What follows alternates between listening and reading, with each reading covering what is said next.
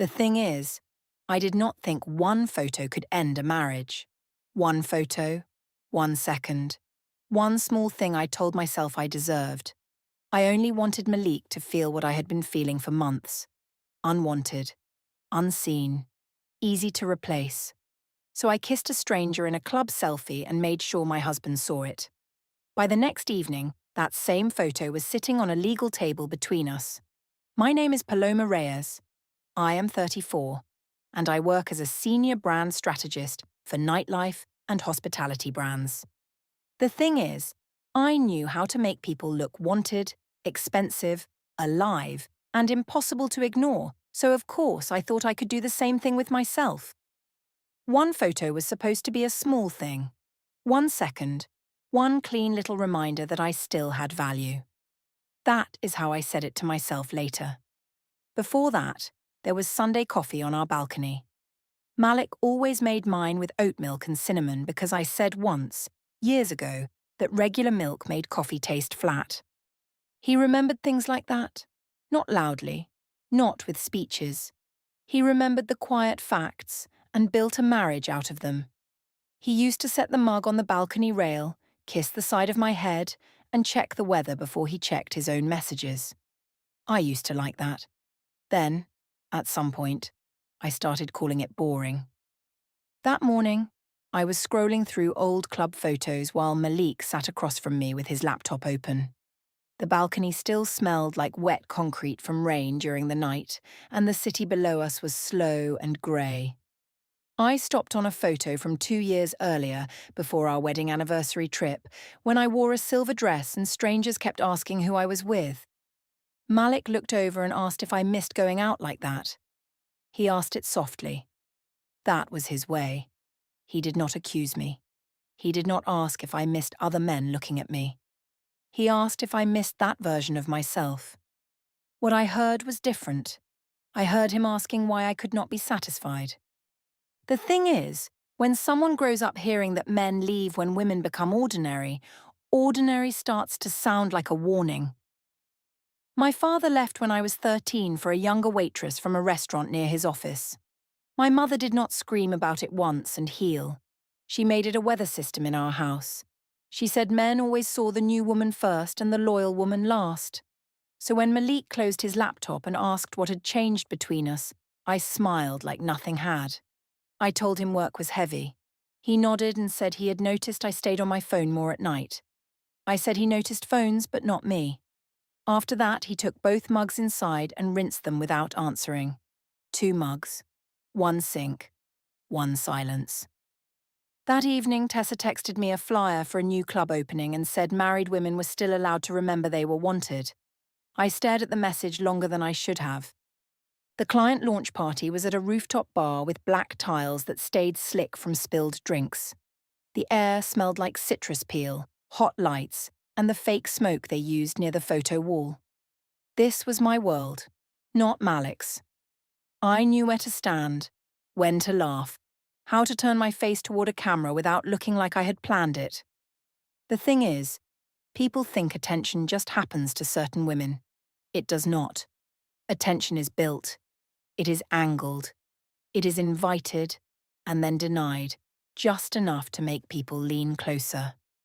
At work, that skill made me valuable. At home, it made me hungry. Malik arrived late because one of his construction design sites had a problem with a supplier. He came in wearing the dark jacket I had told him was safe for events, and safe was exactly the problem. He kissed my cheek and asked if I had eaten. He did not say I looked beautiful first. He did not look around the rooftop and act proud that everyone knew me. He asked if I had eaten. A small thing, maybe. But small things are where resentment hides when it has no place big enough to stand. Tessa noticed my face before Malik did. She came over with 2 glasses and asked, in that bright, careless way of hers, whether my husband had come as my date or my emergency contact. I laughed. Malik smiled politely because he did not always know when jokes were knives. Maeve, who stood beside the client table, looked down into her drink. Then Dario arrived. He was connected to the club group we were promoting, a promoter with a clean shirt, sharp smile, and a way of making compliments sound public on purpose. He did not simply tell me I looked good. He told Tessa that the agency was lucky to have someone who made every room look like it had been waiting for her. That was ridiculous. I knew it was ridiculous. But Malik heard it, and that made it feel useful. Dario asked how I managed to make brand strategy sound more exciting than half the people on the dance floor. I told him that half the people on the dance floor were usually the strategy. He laughed too loudly. I let my hand rest on the high table near his, close enough that anyone watching could make a story out of it. Malik watched. Not in a jealous way. Not the way I wanted. He watched like he was trying to understand which version of the room was real. Jordan came over a few minutes later and asked Malik something about a match they had both missed. Malik answered, but his eyes kept moving back to me. That should have been enough. It was not. The thing is, I did not want concern. I wanted proof. I wanted him to step into the space between me and Dario. I wanted him to show in front of everyone that I was not a habit he had gotten used to. I wanted him to be a little afraid. Instead, Malik came to my side and asked if I needed help with anything. He meant work. He meant bags, timing, client names, practical support. That was how he loved me. He found the loose screw and tightened it before anyone noticed the chair wobbling. But I heard something smaller. I heard a man who did not know how to want his own wife in public. So when Dario asked if I wanted a picture by the photo wall for the club page, I said yes before Malik could offer to take it. Tessa made a little sound of approval. Maeve looked at me again, longer this time. Dario stood beside me for the photo. Nothing happened. Not then. His shoulder touched mine. His smile was too close. The photographer asked us to lean in, and I did. When the picture appeared on the preview screen, I made a joke that Malik was my quiet one. It landed fast. Too fast. Tessa laughed. Dario laughed. A woman from the client team laughed because people laugh when they are unsure what side the room is on. Jordan did not laugh. Malik gave the kind of smile people give at work when someone says something they cannot answer without making the room worse. Later, in the parking garage, the air was cold and smelled like concrete dust. Malik walked beside me without touching my back. That was the first consequence. He always touched my back in parking garages, not possessively, just to guide me around cars and blind corners. That night his hand stayed in his coat pocket. He asked why I introduced him that way. He said, indirectly, that quiet ones sounded less like affection and more like a place I had put him. I told him he was making one joke into a trial. He said it was not one joke. He named the way I had leaned into Dario for the photo, the way I had waited before saying Malik was my husband, the way I had looked at him after the compliment as if I wanted him to perform pain for me. That was too specific, and specific things are harder to dismiss. So I dismissed the tone instead. I told him he was calm because nothing ever cost him anything emotionally. I told him I had spent months feeling invisible while he solved problems and called that love. Malik asked what I wanted him to do. A clean question. A real question. But I heard it as laziness. I heard him asking me to write instructions for how to be wanted by my own husband. I said he should already know. After that, he drove home with both hands on the wheel. The radio stayed off. My phone lit up in my lap. Tessa had sent a photo from the party. Dario was beside me, laughing, and Malik was in the background, half turned away. Under it, Tessa wrote that I still had single energy. One photo, one joke, one public little spark. By Monday, people at the agency were repeating it, and I did not correct them. The club opening was the next Saturday, and I told Malik it was work adjacent. That was the phrase I used when I wanted something to sound responsible without being honest. Work adjacent. Client adjacent. Small thing. Nothing to discuss. Malik asked if he was invited. He asked it while standing in our bedroom doorway holding a clean shirt he had just taken from the dryer. His voice was even. Not cold. Not warm either. He had been that way all week. Careful with me, careful around me, careful not to touch any sentence that might break open. I told him it was mostly agency people. That was the first active lie of the night because it was not mostly agency people. It was promoters, influencers, clients, people with cameras, people who lived by being seen. Tessa would be there. Maeve would be there. Dario had put us on the list himself. Malik folded the shirt over his arm and said he understood. The thing is, I hated that word from him. Understood. It sounded like a door closing softly. Tessa picked me up at 9. Her car smelled like vanilla gum and dry shampoo. She looked at my black dress and said, Malik was either blind or spoiled if he could let me walk out looking like that without making a scene. That sentence did something to me. It made my anger feel pretty. At the club entrance, the line wrapped past the velvet rope and down the wet sidewalk. People turned when the door staff hugged Dario and let us in. I saw the way Tessa enjoyed being beside me. I saw Maeve arrive behind us with her hair tied back and her phone in one hand. She looked less excited than careful. Inside, the private lounge had low blue lights and mirrored walls. The bass came through the floor before it came through the air. Every table had cut limes, sweating glasses, and tiny candles that made faces look better than they were. Dario found us near the back. He kissed Tessa on the cheek first, then Maeve, then let his hand hover near my shoulder like a question he already knew the answer to. He asked where my husband was. Not Malik. My husband. The role, not the person. I told him Malik had chosen another quiet night. Tessa laughed. Maeve did not. For the first hour, I behaved just close enough to danger to pretend it was not danger. I danced near Dario, but not against him. I let him refill my drink, but did not drink much. I checked my phone more than I needed to because Malik had not messaged. At 10:46, there was nothing from him. At 11:03, still nothing. 1 hour, 2 checks. No proof. The thing is, I had built the whole night around being noticed by the man who was not there. That should have embarrassed me. Instead, it made me sharper. Dario leaned close and asked if I wanted a real photo for the night. He held up my phone, the one in the cracked clear case because I had left it on the table. A normal object. A normal phone. Something Malik had once teased me about because I refused to replace the case even though the corner had split. I took it from him. The first photo was harmless. Dario stood beside me, cheek near mine, both of us smiling into the mirror behind the lounge table. Tessa threw up 2 fingers in the background. Maeve was half in the frame, her face turned away. Then I looked at the photo and thought of Malik asking if he was invited. I thought of his hands on the steering wheel. I thought of how calm he had been when he said he understood. Calm began to feel like proof that he could live without me. So I told Dario the photo looked too safe. He smiled because men like Dario can hear permission before it becomes words. He asked if I wanted unsafe. I should have put the phone down. Instead, I lifted it higher.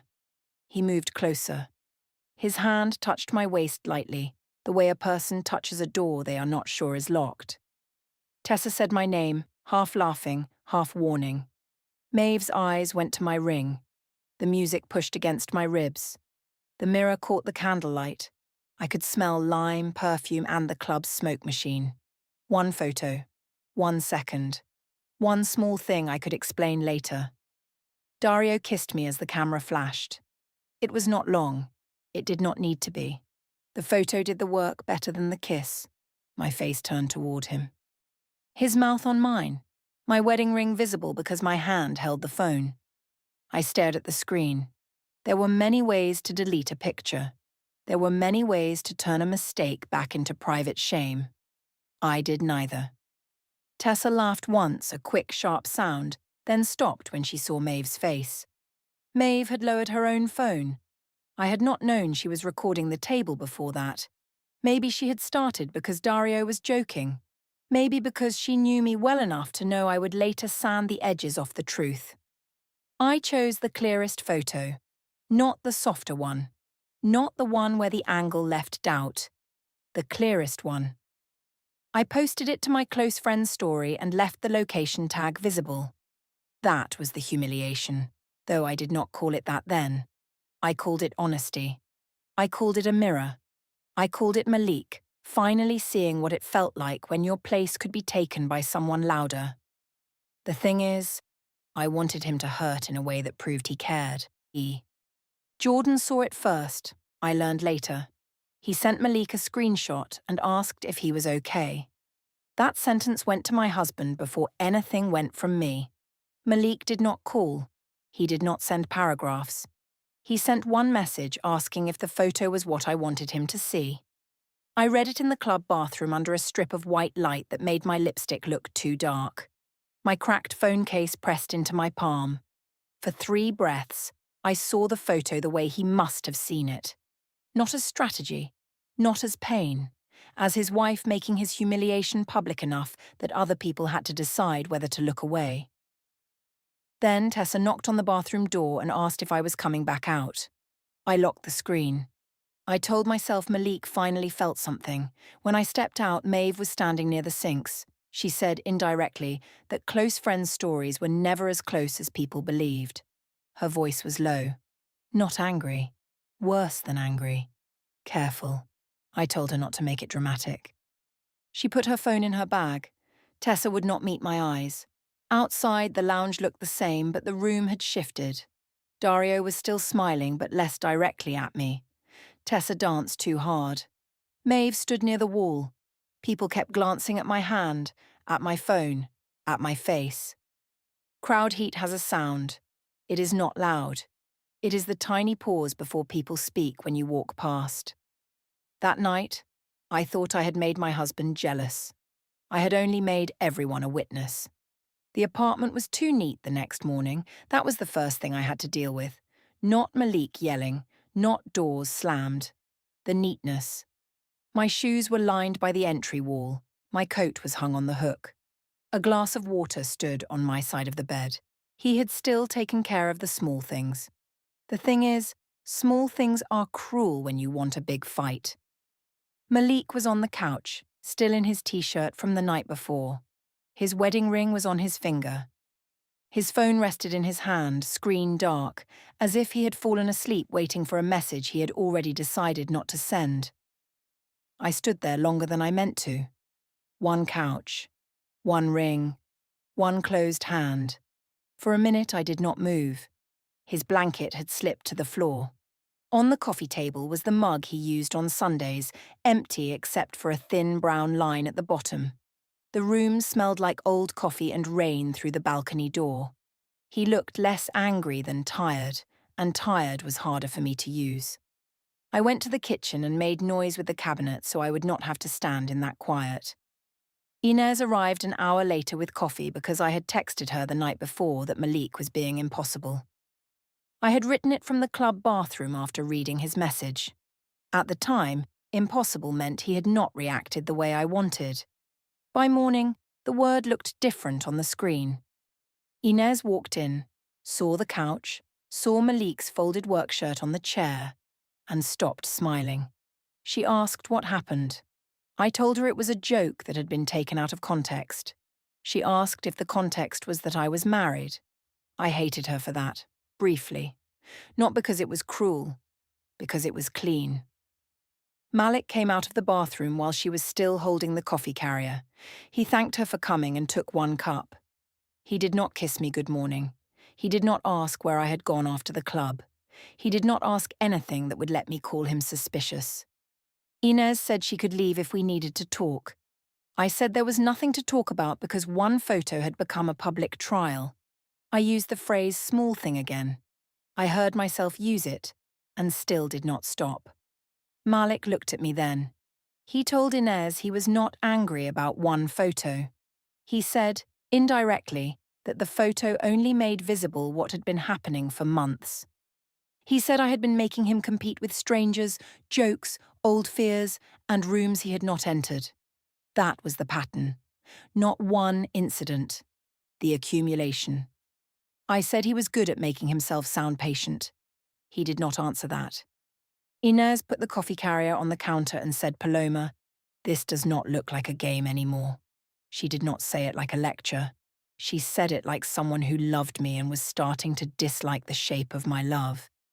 The thing is, Family concern can feel like betrayal when you have already chosen your defense. I told her she was seeing one morning, not the whole marriage. Malik said she was seeing enough. That landed. Not loudly, just there. I watched his hand move to his ring without him taking it off. His thumb turned it once. He looked down at it the way a person checks a lock. For a few seconds, the room opened. He was not cold. He was not weak. He was not refusing to fight because I meant nothing. He was exhausted from being measured against men who had only met the fun version of me. The couch, the ring, the phone in his hand, the coffee he had still made before I woke up.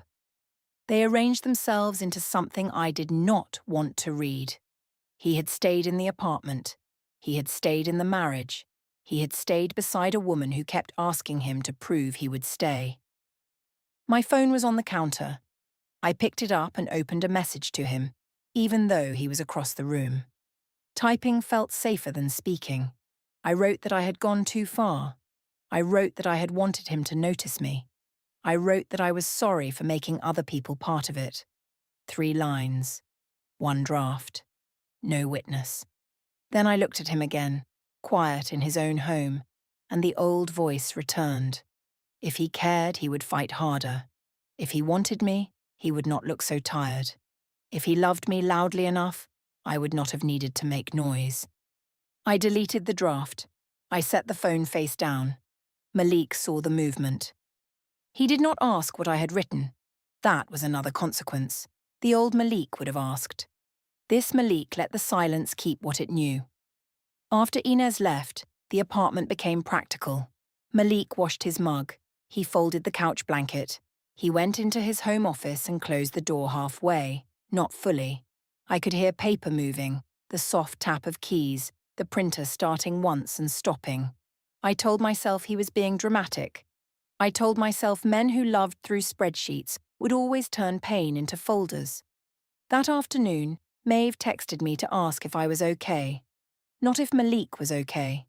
Not what happened. Just if I was okay.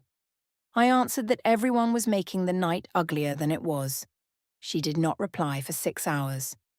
Tessa sent one message with a sweating emoji and said the night had gotten messy.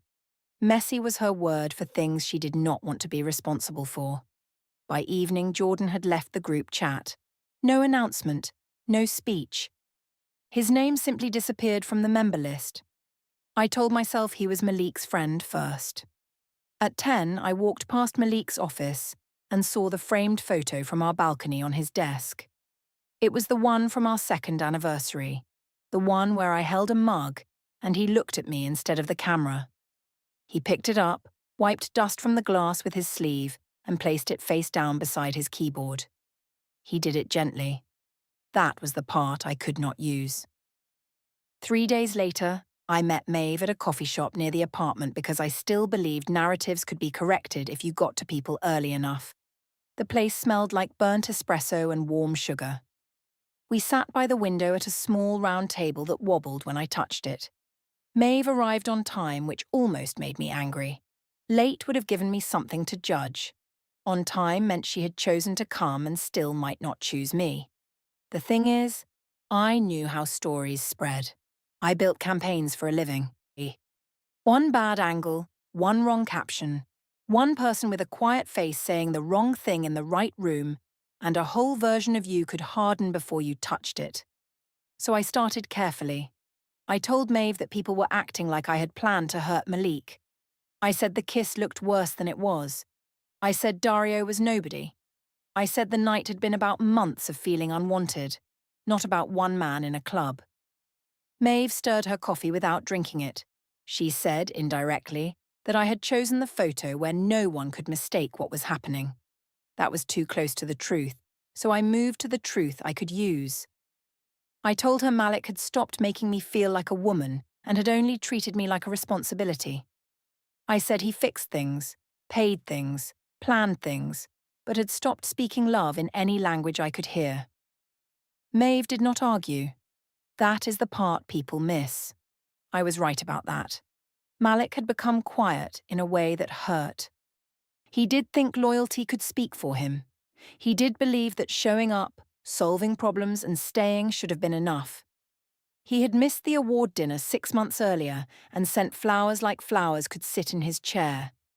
He had made me feel alone in rooms where I was surrounded by people. Maeve did not take that away from me. She only said the selfie did not repair any of it. I looked out the window and saw my reflection layered over the street. I looked expensive and tired. A woman people would still turn to see. A woman who had gotten exactly the wrong kind of attention. I told Maeve she did not know what it was like to be married to someone who made you beg for proof. She said she knew what it was like to watch someone punish the wrong person for an old fear. That changed the table. Before that, I had thought she was uncomfortable. After that, she became dangerous because she had named something I did not want named. Not loudly, not cruelly, just enough. I asked if she was on Malik's side. She said she was on the side of what happened.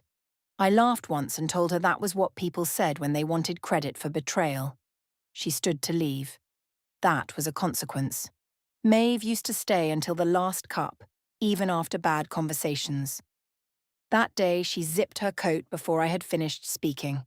I reached for her wrist, not hard, just enough to stop the motion, and asked her not to make the night sound worse than it was.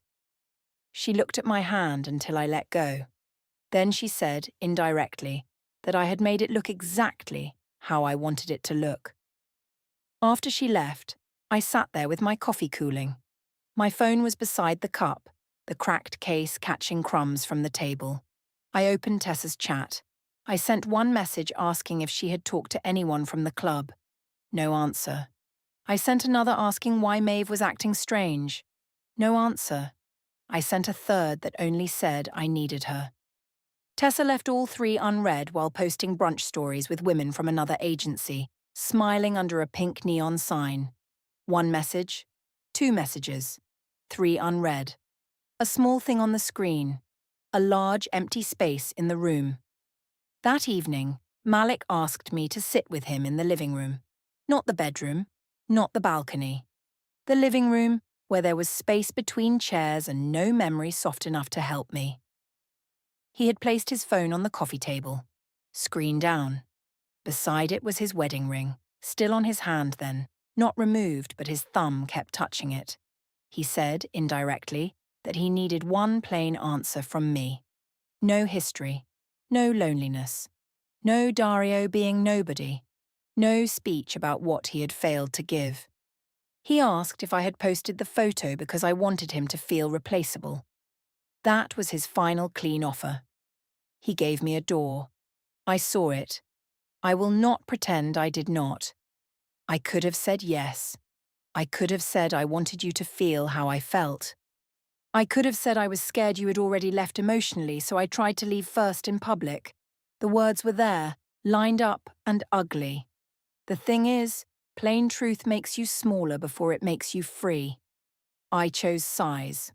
I told him he was only calm because he had never loved loudly enough to be embarrassed. I told him he wanted a confession because then he could ignore everything he had done before the club. I told him he had made our marriage feel like a waiting room and then blamed me for walking toward music. That was almost true. Almost true is the most useful kind of lie. Malik listened until I finished. He did not defend himself. He did not repeat the question. He said he would handle things properly. No threat, no explanation. Properly. The word moved through the room and took the air with it. I asked what that was supposed to mean. He said it meant he was done trying to win a conversation where I kept changing the prize. Then he stood and went to the kitchen, and went. He took off his wedding ring there. Not dramatically.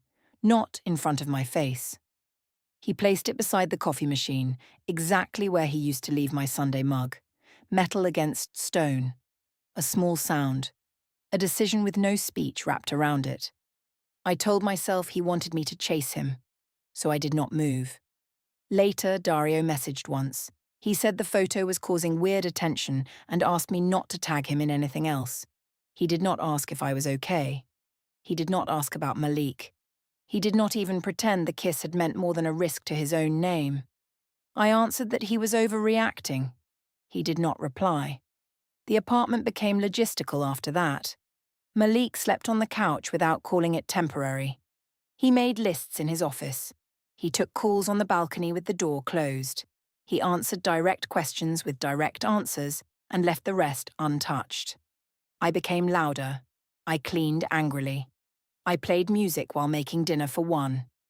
I called Inez and said Malik was punishing me with silence. She said she loved me but would not help me make him the villain of a story I had posted myself. Then she had to go. People kept having to go. By midnight, Malik's ring was still beside the coffee machine. I wanted to move it, hide it, throw it, anything that would make the decision less quiet. I left it there. Their silence was becoming more frightening than any fight I had imagined. 9 days after the club photo, I walked into the mediation office wearing the version of myself I used for difficult clients. Smooth hair, neutral coat, clean face, no lipstick that could look like evidence. The waiting room smelled like paper, dust, and mint from the bowl near the receptionist. Maeve was already there, sitting with her hands folded around a cup of water. I did not know why she was there. That made my steps slow down. Malik arrived with a man in a grey suit and a folder. He looked rested in a way that insulted me. Clara Benson, the mediator, called us into a small conference room with a round table and blinds that cut the morning into narrow lines. The document was placed in front of me first. Formal petition for dissolution of marriage with temporary financial and property orders. The next date was already listed, a temporary orders hearing the following month. I read the first page twice. Then I placed both hands flat on the table because they had started moving without permission. My phone sat beside my elbow in the cracked clear case. I turned it face down. The evidence was not mysterious. The club selfie, the location tag, the close friend's story, the group chat screenshot Jordan had sent, Maeve's recording from the lounge, my own messages asking Maeve not to make the night sound worse than it was. Clara said indirectly that something posted to a social circle with a venue tag could not be treated as private confusion after the fact, not cruel, not sympathetic, just true. I tried to explain that the photo came from a painful period in the marriage. Malik did not argue. He only looked at the folder, then at the door. Dario removed the tag, blocked me, and told a promoter he barely knew me. After that, the changes were practical. I moved into a rented studio with no balcony and one narrow window facing a parking lot. The temporary order separated key accounts and limited access to shared funds until the hearing. Jordan stopped inviting me to dinners. Inez answered only practical messages, and Maeve spoke to me like someone careful with glass. Dario never contacted me again after removing every visible link to the club night. My agency took me off 2 hospitality clients because the same nightlife network I once controlled had learned my name in the wrong way. The thing is, I thought the photo would prove I was still wanted. One photo, 1 second, one small thing. I thought Malik would look at it and remember that I had value. Instead, he looked at it and understood that value was not safety. I was right that he had stopped speaking love loudly enough for me to hear. I was wrong to think humiliation could translate it back. The phone with the cracked clear case stays in my drawer now, face down. I used a stranger to prove my husband was replaceable, and my husband proved I could be left.